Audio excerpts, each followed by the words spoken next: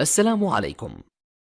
لا تنسوا الإعجاب بالفيديو والاشتراك في القناة تشجيعا لنا لنستمر بنشر المزيد إن شاء الله. Morjane et l'Algérie, victimes d'un complot franco-marocain.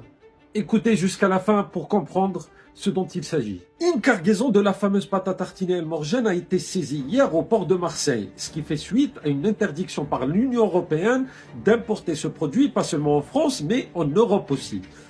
Tout de suite, on a eu les théories du complot les plus farfelues. Propagées par qui? Propagées par les médias du régime algérien. Selon eux, ça serait un complot du Maroc, de l'Union européenne, de la France, d'Israël, contre cette pâte à tartiner, contre ce succès algérien qui serait mondial selon eux, alors que cette pâte à tartiner s'est vendue par milliers en France, mais ça s'arrête là. Bien sûr, ça, au lieu de dire tout simplement qu'il s'agit des normes de l'Union européenne qui sont très strictes concernant l'import de produits alimentaires en Europe, ce qui est tout à fait normal. Même certains produits américains sont interdits de commercialisation en Europe. Il faut comprendre, il faut savoir une chose pour excuser les Algériens.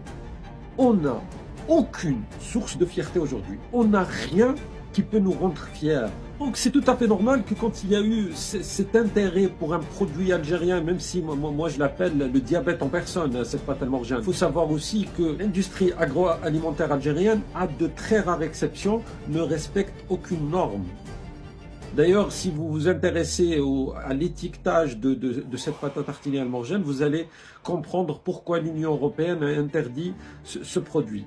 Mais si les médias algériens parlent de complot, c'est que c'est devenu un sport national aujourd'hui en Algérie de parler de complot. Tout est un complot contre l'Algérie. On est arriéré parce qu'on subit un complot d'Israël, du Maroc, de la France, de l'Union européenne, des États-Unis, de ce que vous voulez. Alors que la réalité, c'est que depuis 1962, on n'a rien construit, on n'a rien fait. Les grands hôpitaux algériens, ils ont été laissés gracieusement par la France, comme les routes, comme les grandes villes algériennes. Malheureusement, c'est le malheur de ce pays.